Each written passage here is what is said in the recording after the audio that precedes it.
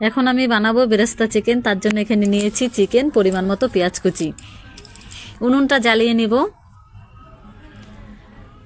উনুন জ্বালানো হয়ে গেছে, এখন বসিয়ে দিলাম কড়াই। কড়াই গরম হয়ে গেছে, দিয়ে দিলাম তেল। তেল গরম হয়ে গেছে, দিয়ে দিব পেঁয়াজ কুচি। পেঁয়াজ কুচিগুলোকে সুন্দর করে নেড়ে চেড়ে কালার করে ভেজে নেব। লাল কালার করে ভেজে তুলে নিলেই রেডি আমার বেরেস্তা। এখন আমি বেরেস্তাগুলোকে সুন্দর করে তেল ঝরিয়ে নেব। তেল ঝরানো হয়ে গেছে, দেখো কত সুন্দর কালার এসেছে। এখন আমি চিকেনটাকে জল ঝরিয়ে নেব। দিয়ে দেব স্বাদ মতো লবণ, হলুদ গুঁড়া,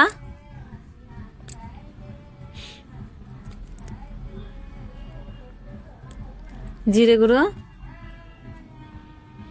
লঙ্কা গুঁড়া, বেরেস্তা দিয়ে দিব। আর কিছুটা বেরেস্তা রেখে দেব। আদা বাটা, রসুন বাটা, জিরে বাটা, কাঁচা লঙ্কা বাটা একসঙ্গে দিয়ে দিলাম। দিয়ে দিলাম সর্ষের তেল, দিয়ে হাত দিয়ে সুন্দর করে মেখে নেব।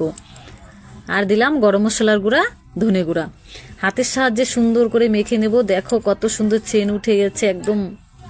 এখন ঢাকা দিয়ে রেখে দেব 15 থেকে 20 মিনিট। বেরেস্তা ভাজা তেলটার মধ্যে খানিকটা তেল দিয়ে দিলাম, তার মধ্যে দিয়ে দিলাম গোটা জিরে ফোড়ন। এখন ঢাকনা খুলে দেখো বন্ধুরা কত সুন্দর তেল গরম হয়ে গেছে। দিয়ে দিলাম চিকেনটা কড়ার মধ্যে। চিকেনটা দিয়ে খানিকটা রেখে দিয়ে তারপরে নাড়াচাড়া দিতে হবে। এই চিকেনটার মধ্যে কোনো রকম জল ব্যবহার করা যাবে না। মশলার থেকে যে জলটা বেরোবে, চিকেনের থেকে যে জলটা বেরোবে, ওটা দিয়ে সুন্দর করে আস্তে আস্তে কষিয়ে নিতে হবে। আস্তে আস্তে কষিয়ে নিয়ে যেই বেরেস্তাটা রেখে দিয়েছিলাম সেটা এখন দিয়ে দিব।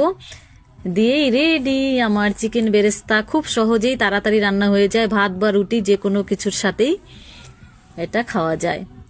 একদম সহজ পদ্ধতিতে, সরল পদ্ধতিতে রান্না হয়ে গেছে।